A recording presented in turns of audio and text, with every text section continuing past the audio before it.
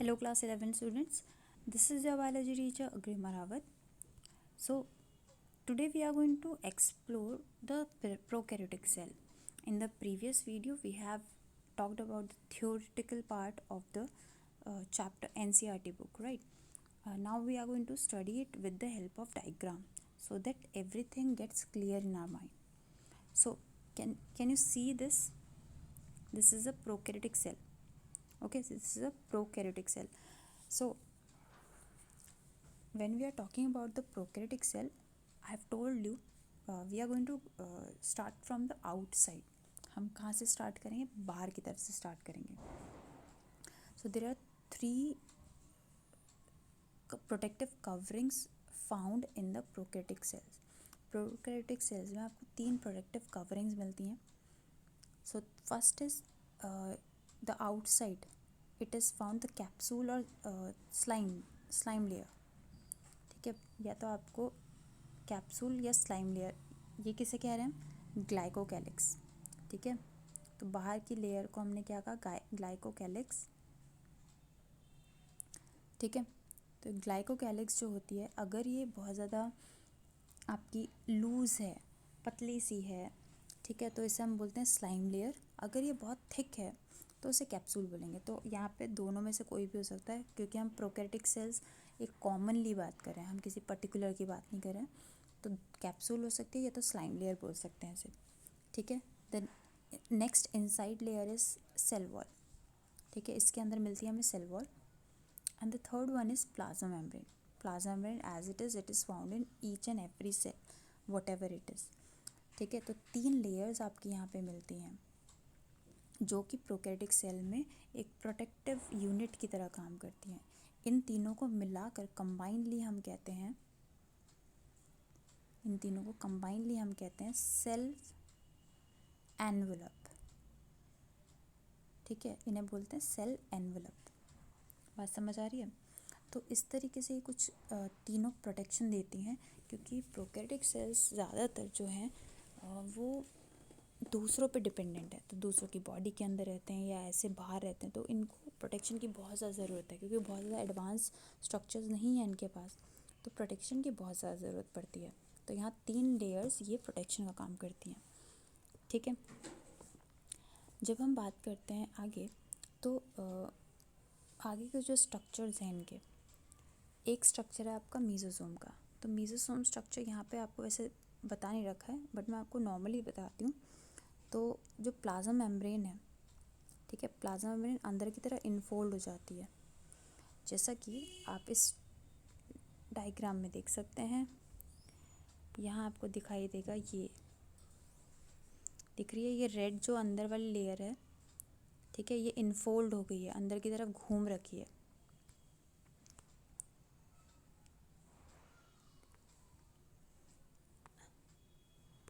One minute, जरा इसे थोड़ा और बड़ा कर लेते हैं. Can you see it here? So this is the infolding. ये प्लाज्मा मेम्ब्रेन है, रेड वाली.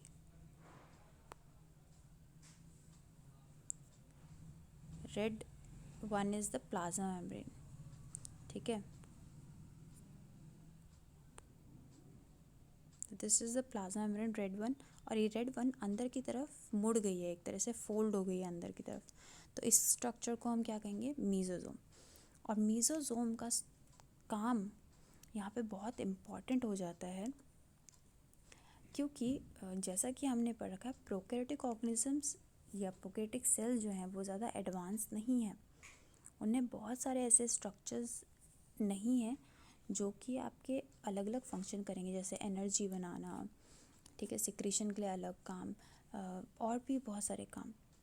ठीक है, तो यहाँ पे वो सारे काम करने का जो है वो मीजोसोम करती है. तो मीजोसोम का फंक्शन होता है एनर्जी को बनाना. ठीक है, एनर्जी बनती कौन से प्रोसेस से? रेस्पिरेशन से. So mesosome help in the respiration function and also in the cell wall formation. यहाँ पे कुछ सेल वॉल जो बनती है उसको बनाने में भी यहाँ पे आपकी मीजोसोम वर्क करती है. और जिस टाइम पे जब ये बैक्टीरियल दो में डिवाइड होते हैं, दो आपके ऑर्गेनिजम्स में डिवाइड होते हैं, तो उस टाइम पे ये जो न्यूक्लिक मटेरियल आपको दिख रहा है, ये जो आपको मटेरियल दिखाई दे रहा है जेनेटिक मटेरियल, इसको डिवाइड करना पड़ता है। तो वो डिवीजन में भी आपका कौन काम करता है, मेसोजोम हेल्प करता है। ठीक है, तो ये बहुत सारे फंक्शन हो जाते हैं मेसोजोम के। I hope you are getting this mesosome का फंक्शन, राइट। चलिए वापस उसी डायग्राम में चलते हैं। ठीक है, तो अगर हम यहाँ देखें तो ये आपको घुमा घुमा सा आपको ये स्ट्रक्चर दिखाई दे रहा है। This is a genetic material. ये क्या है, जेनेटिक मटेरियल है। ठीक है, दिस जेनेटिक मटेरियल, ये तो आपका मेन जेनेटिक मटेरियल है बैक्टीरिया का या प्रोकैरियोटिक सेल का। ठीक है, अब ये इसके बाहर कोई कवरिंग तो आपको दिखाई नहीं दे रही कि कोई कवर के अंदर हो, ये नहीं है, तो इसको हम प्रॉपर न्यूक्लियस नहीं कह सकते, इसलिए हम इसको न्यूक्लियोइड कहा जाता है। ठीक है, न्यूक्लियोइड कहते हैं इसे। ठीक है, क्योंकि ये प्रॉपर न्यूक्लियस नहीं है, इसलिए इसका दूसरा नाम दिया गया nucleoid, that is devoid of the nuclear envelope. Okay, and also other organelles that are found in this are not having any type of membrane। इसमें भी कोई membrane नहीं है किसी भी ऑर्गेनली में। ठीक है, तो यहाँ पे एक तो हो गया आपका जेनेटिक मटेरियल जो कि न्यूक्लियोइड की तरह प्रेजेंट है, जो क्रोमोसोम आपका सर्कुलर यहाँ पे आपका प्रेजेंट है, घूमा पड़ा है पूरा। ठीक है, अब ये बहुत लंबा होता है, इस वजह से ये इस तरह से आपको दिखाई दे रहा है, जो कि एक दूसरे में उलझा हुआ है। बट एक छोटा सा डीएनए आपका, सर्कुलर डीएनए आपका प्रेजेंट होता है, दैट इज़ हेयर। ठीक है, you can see it here, this green structure, ये एक जैसे रबर बैंड की तरह आपको दिखाई दे रहा है। तो ये ग्रीन स्ट्रक्चर, ये डीएनए है जो कि सर्कुलर फॉर्म में इस तरीके से प्रेजेंट है। ठीक है, छोटा सा है, इसको बोला जाता है प्लाज्मिड। प्लाज्मिड आपका, आप आगे चल के बहुत सारे बायोटेक्नोलॉजी के जब प्रोसेसेस डेवलप किए गए, तो उसमें हमें जो डीएनए होता था, उसको हमें ट्रांसफ़र करवाना पड़ता था एक ऑर्गेनिज़म से दूसरे ऑर्गेनिज़म में। तो उसको ट्रांसफ़र करने के लिए कोई ज़रिया चाहिए था, हमें कोई कैरियर चाहिए था। तो वहाँ पे इस बैक्टीरिया के प्लाज्मिड का फंक्शन लिया गया, इस प्लाज्मिड को यूज़ किया गया ताकि एक ऑर्गेनिज़म से अगर हमें कोई पर्टिकुलर डीएनए किसी दूसरे ऑर्गेनिज़म में डालना है, तो इस प्लाज्मिड के अंदर फिट करके उसको डाल दिया जाए। ठीक है, तो प्लाज्मा जो, अगर प्लाज्मिड की अगर आप बात करें तो बैक्टीरिया में या प्रोकैरियोटिक सेल्स में plasmid is a extracellular DNA. Extra DNA का पार्ट है जो अलग से प्रेजेंट है। ठीक है, next you can see there is cytoplasm तो नॉर्मल है। ठीक है, then coming to the flagella. ठीक है, यहाँ पे फ्लैजेला बहुत ज़्यादा इम्पॉर्टेंट है। फ्लैजेला एक तरह से आपका ये मूवमेंट में काम करता है, प्रोकैरियोटिक ऑर्गेनिजम्स को इधर से उधर जाना है, ठीक है, अपना मूव करना है, तो यहाँ पे फ्लैजेला का बहुत इंपॉर्टेंट रोल आता है। अब ये फ्लैजेला को समझने की थोड़ी स्पेस की ज़रूरत पड़ेगी, so we will just rub it off. Okay, so when we are talking about the flagella, so flagella एक आपका स्ट्रक्चर आपको दिख रहा है जहाँ पे ये अटैच्ड है सेल से। ठीक है, जहाँ पे ये सेल से अटैच्ड है, इस पर्टिकुलर पार्ट को हम बेसल बॉडी कहते हैं। ठीक है, जहाँ से अटैच्ड है सेल से। उसके बाद ये जो हिस्सा मुड़ रहा है ना, ये मुड़ने में हेल्प कर रहा है यहाँ पे। This part of the flagella is called as hook. ये वाला पार्ट हो गया basal body.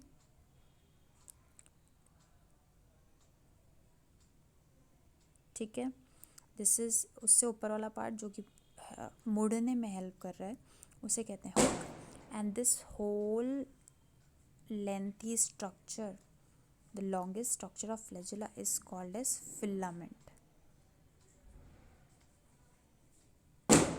Okay, so there are three parts of flagella. The first is basal body, second is hook, and the third is filament. Okay, clear? And flagella का काम क्या है, move करवाना।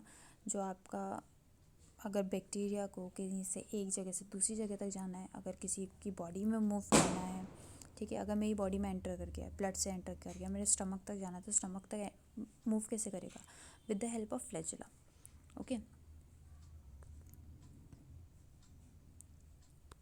Okay, so just rub it of.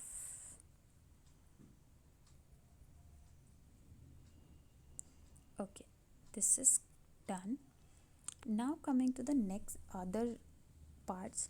Flagella के अलावा कुछ और body surface structures आपको देखने को मिलते हैं। वन इज़ पाइला, ठीक है, पाइली या पाइला, इसे पाइलस भी कहा जाता है। ठीक है, पाइली कब बोला जाता है? जब बहुत सारे हो नंबर में, अगर एक है तो हम उसे पाइलस कहते हैं, जैसे सिंगुलर फॉर्म में पाइलस। अब इसका फंक्शन क्या होता है? अब जो बैक्टीरियाज होते हैं, अगर इन्हें सेक्सुअल रिप्रोडक्शन करना है, कुछ पर्टिकुलर बैक्टीरियाज को सेक्सुअल रिप्रोडक्शन करना पड़ता है। मतलब सेक्सुअल रिप्रोडक्शन में क्या होता है? Transfer of the genetic material. ठीक है, एक से दूसरे तक जेनेटिक मटेरियल ट्रांसफ़र करना पड़ेगा, तो करेंगे कैसे? ये मान लिया एक बैक्टीरिया है, अब इसको अपना जेनेटिक मटेरियल इस तक पहुंचाना है, तो यहाँ पे ये पाइलस की मदद लेते हैं। ये जो पाइलस है ना, ये स्ट्रक्चर ग्रो कर जाते हैं और एक ट्यूब जैसी बना लेते हैं एक दूसरे के बीच में। ठीक है, और ये अपना जेनेटिक मटेरियल इससे पास कर सकते हैं। ठीक है, थ्रू दिस पाइला या pilus, this genetic material can be transferred from one cell to the other. So this pilus is the route by which the genetic material is going to be transferred. This process is called as conjugation, in which the bacteria or prokaryotic cells exchange their genetic materials together. Okay, तो pilus किस में help करता है? Sexual एक तरह से exchange में, genetic material के एक्सचेंज में। ठीक है, this is the second structure of the prokaryotic cell. First was the flagella and second is pila या pilus, sorry, not pila, pili. Okay, now let us just rub it off, then we will talk about the third one. अब third होता है fimbriae. इसमें दिखा नहीं रखा है आपको, बट हम समझ लेते हैं ये छोटे छोटे पाइलस जैसे ही स्ट्रक्चर्स होते हैं बैक्टीरिया की सरफेस पे। अब अगर मान लिया, अगर ये मेरे स्टमक में पहुंच गया, अब स्टमक में पहुंचने के बाद अब अगर वहाँ पे एक जगह पे टिका नहीं, तो खाना कैसे लेगा? एक जगह पे रुकना पड़ेगा ना, तो उसको रुकने के लिए इन फिम्ब्री की ज़रूरत पड़ती है। फिम्ब्री इसे अटैच कर देता है किसी सरफेस से। अगर मेरे स्टमक में है तो स्टमक की टिश्यू से करेगा, और अगर रॉक पे है, रॉक पे करना है तो रॉक से अटैच कर देगा। ठीक है, तो इस तरीके से ये अटैचमेंट दे देता है इन्हें। Okay, this is it. And then coming to the next one, एक हमने क्रोमेटोफोर्स इसमें के बारे में पढ़ा था। क्रोमेटोफोर्स क्या होते हैं? जैसे कि यूकैरियोटिक सेल्स में हमने पढ़ा कि chloroplast. Chloroplast is the site where all the photosynthesis process takes place. photosynthesis का process क्लोरोप्लास्ट में होता है। अब हम बात करें प्रोकैरियोटिक सेल्स की, तो प्रोकैरियोटिक सेल्स वैसे तो बहुत सारे तो ऐसे हैं जो कि सेप्रोफाइट्स हैं। सेप्रोफाइट्स मतलब दूसरों पे डिपेंडेंट हैं, but there are few of the prokaryotic cells that are having there that can make their own food, जो अपना खाना खुद बना सकते हैं। कुछ ऐसे भी हैं, तो इनके पास पिगमेंट होगा इसका मतलब, और कोई ऐसी जगह होगी जहाँ पे ये खाना बनाएंगे। ठीक है, तो वो जगह होती हैं क्रोमेटोफोर्स। तो यहाँ पे हम दिखा तो इन्होंने नहीं रखे हैं, बट हम दिखा ऐसे ही बना देते हैं। यहाँ पे तो कुछ स्ट्रक्चर्स आपके प्रेजेंट होंगे that are called as chromatophore. And in the chromatophore, जैसे कि क्लोरोप्लास्ट में क्लोरोफिल प्रेजेंट होता है, क्रोमेटोफोर में भी क्लोरोफिल ए प्रेजेंट होता है। ठीक है, तो जो जो फोटोसिंथेटिक प्रोकैरियोटिक सेल्स होंगी उनके अंदर क्रोमेटोफोर भी प्रेजेंट होगा, और उनके क्रोमेटोफोर के अंदर क्लोरोफिल ए प्रेजेंट होगा, जो कि उन्हें खाना बनाने में मदद करेगा। हर किसी में क्रोमेटोफोर नहीं मिलेगा आपको, सिर्फ उनमें जो कि अपना खाना खुद बना सकते हैं, जो ऑटोट्रॉपिक हैं, लाइक साइनोबैक्टीरियाज। ठीक है, तो ये हो गया। इसके बाद हमारा एक और ऑर्गेनली प्रेजेंट है जिसे हम बोलते हैं राइबोसोम। राइबोसोम जो स्ट्रक्चर्स हैं they are helpful in the protein synthesis. अभी मैं अच्छी तरह से डायग्राम की हेल्प से आपको इनको समझाती हूँ राइबोसोम के बारे में। सो yesterday in the previous video I have told you about the ribosome. तो राइबोसोम जो होते हैं वो प्रोटीन सिंथेसिस में काम करते हैं, प्रोटीन बनाने में हमारी बॉडी में बहुत अच्छा फंक्शन करते हैं। अब राइबोसोम होते कैसे हैं, क्या कैसे दिखते हैं? So this is one ribosome, ये एक राइबोसोम है, ठीक है। अब एक राइबोसोम जो है दो पार्ट से बना होता है, एक छोटा वाला पार्ट होता है, एक बड़ा पार्ट होता है। तो आप देख सकते हैं ये जो छोटा वाला पार्ट है इसे स्मॉल सब यूनिट कहा जाता है और बड़े वाले पार्ट को लार्ज सब यूनिट, ठीक है। अगर हम बात करें प्रोकैरियोटिक सेल की, ठीक है, शॉर्ट में लिख देती हूँ प्रोकैरियोटिक, ठीक है, प्रो से ध्यान आ जाएगा। प्रोकैरियोटिक सेल जो होती है उसमें जो राइबोसोम मिलता है वो होता है 70S। अब आप कहेंगे 70S क्या है? देखो, हर चीज़ को नापने की एक यूनिट होती है, ठीक है। अगर आपको लेंथ मेज़र करनी है तो किलोमीटर, मीटर वगैरह यूज़ करोगे। राइबोसोम्स को भी मेज़र करने के लिए एक यूनिट होती है जिसे हम बोलते हैं एस। इसकी फुल फॉर्म है स्वेडबर्ग,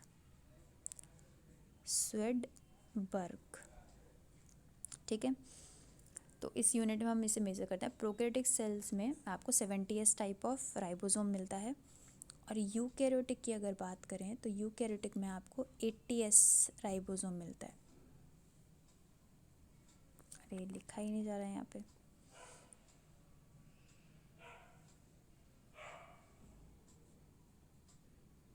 ठीक है, 80S टाइप।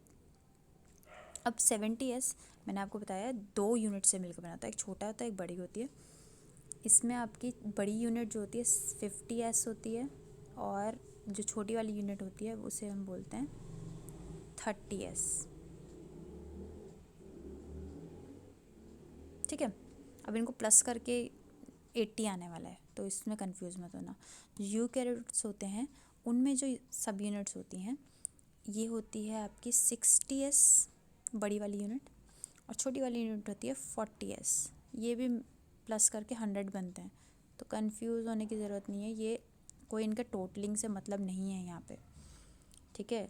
ये इनकी यूनिट होती है, सेंट्रीफ्यूगेशन यूनिट होती है। सेंट्रीफ्यूगेशन एक प्रोसेस होता है जिसमें कि आपने आई थिंक पढ़ रखा होगा सेंट्रीफ्यूगेशन, जिसमें कि हम बहुत ज़ोर से मूव करवाते हैं किसी चीज़ को, जैसे वॉशिंग मशीन में घूमता है, उसमें यहाँ पे कुछ कंटेंट मिलता है, उसके अकॉर्डिंगली इनको मेज़र किया जाता है। अभी ज़्यादा डीप में नहीं जाना है, आपको बेसिक समझ लेना है, ठीक है। तो हम प्रोकैरियोट्स की बात करें तो हमें सिर्फ इतना ध्यान रखना है, प्रोकैरियोट्स में आपके जो राइबोसोम्स होते हैं वो 70S टाइप होते हैं और 70S टाइप के दो यूनिट्स मिलते हैं हमें, 50S एंड 30S। ये दोनों मिलकर ही हमारा एक्चुअल में काम करने वाले हैं, ठीक है। राइबोसोम्स जो हैं ये 70S ये हमारा वर्क करने वाले हैं। तो वर्क कहाँ पे करेंगे? प्रोटीन बनाने में, ठीक है। ये बहुत इम्पॉर्टेंट रोल हमारी बॉडी में निभाते हैं क्योंकि इनके बिना प्रोटीन नहीं बनेगा और हमारी पूरी बॉडी ही प्रोटीन से बनी हुई है। हमारे बॉडी में एंजाइम्स, हमारी पूरी बॉडी का स्ट्रक्चर जो है हर चीज़ प्रोटीन से बना हुआ है। तो अगर प्रोटीन नहीं बनेंगे तो फिर हमारी बॉडी नहीं है, मतलब राइबोसोम नहीं है तो प्रोटीन नहीं है, प्रोटीन नहीं है तो हमारी बॉडी नहीं है, ठीक है। तो ये दिख रहा है आपको यहाँ पे स्ट्रक्चर, यहाँ पे दिख रहे हैं आपको, ये जो आपको चेंज आती हुई दिख रही है बीच में रेड कलर की, इसके ऊपर राइबोसोम्स लगे हुए हैं। छोटी वाली यूनिट जो स्मॉल यूनिट है वो नीचे की तरफ लगी है, बड़ी वाली यूनिट ऊपर लग रखी है और ये प्रोटीन बना रही है। जो ब्लू स्ट्रक्चर आपको दिखाई दे रहा है ये प्रोटीन्स हैं, ठीक है। तो राइबोसोम mRNA की हेल्प से प्रोटीन बनाते हैं। इनका आप डिटेल्ड जो वीडियो, ये जो आपका टॉपिक है प्रोटीन सिंथेसिस का, वो आप 12th क्लास में पढ़ेंगे, ठीक है। 12th क्लास में पढ़ेंगे आप ये चीज़। तो बस हम अब इतना समझेंगे कि यहाँ पे आपके mRNA के ऊपर राइबोसोम इसको पढ़ रहे हैं और उसमें जो इन्फॉर्मेशन दे रखी है mRNA के अंदर उसको पढ़ पढ़ के प्रोटीन बना रहे हैं। एक तरह से रट्टू तोता जैसे हैं ये राइबोसोम, जो कि इन्फॉर्मेशन mRNA में प्रेजेंट होगी उसको पढ़ के प्रोटीन बनाएंगे, ठीक है। ऐसे करते करते अगर ये जो प्रोकैरियोट्स हैं वहाँ पे क्या होता है, एक टाइम पे एक एमआरएनए में बहुत सारे राइबोसोम्स लग जाते हैं और बहुत सारे प्रोटीन बना रहे होते हैं, ठीक है। ये प्रोकैरियोट्स में ज़्यादातर केसेस देखे जाते हैं। तो ऐसी कंडीशन को जहाँ पे आपको बहुत सारे जो आपके राइबोसोम्स हैं एक साथ एक एमआरएनए के ऊपर लग गए हैं, ऐसी कंडीशन को हम बोलते हैं पॉलीसोम कंडीशन। पॉलीसोम या पॉलीराइबोसोम। पॉली मतलब बहुत ज़्यादा, राइबोसोम तो पता ही है आपको, राइबोसोम्स लगे हुए हैं एमआरएनए के ऊपर बहुत ज़्यादा, शॉर्ट में पॉलीसोम भी बोल देते हैं ऐसे, ठीक है। तो इस तरीके से कुछ ये आपके स्ट्रक्चर्स होते हैं, ओके। नाउ इसमें लास्ट चीज़ थी आपकी इंक्लूजन बॉडीज़। इंक्लूजन बॉडीज़ जो आपकी कुछ ऐसी बॉडीज़ होंगी, यहाँ पे ऐसे कुछ बॉडीज़ होंगी इस प्रोकैरियोटिक सेल्स में जो कि कुछ पर्टिकुलर तरह की चीज़ों को स्टोर करके रखेगी, ठीक है। जैसे कि यहाँ पे फूड ग्रैन्यूल्स प्रेजेंट हैं, ठीक है। फूड ग्रैन्यूल्स हो गए आपके जो खाने की चीज़ें, ठीक है। तो वो आपके ये पूरी सेल में फैले होंगे, इन्हीं को हम इंक्लूजन बॉडीज़ कह रहे हैं, ठीक है। ये जो भी बचा कुछ ही चीज़ होगी हमारी बॉडी में, उसको इन इंक्लूजन बॉडीज़ में एक तरह से स्टोर कर दिया जाएगा, और जब इनकी ज़रूरत पड़ेगी तब इनको यूज़ कर लेंगे यहाँ से उठा के, ठीक है। तो ये इंक्लूजन बॉडीज फूड ग्रैन्यूल्स के अलावा phosphate granules, cyanophycin granules, glycogen granules इस तरह के होते हैं, ठीक है। Okay, I hope you have understood the prokaryotic cell now I think कोई कन्फ्यूजन नहीं होगी आपको इसमें, ओके। Thank you.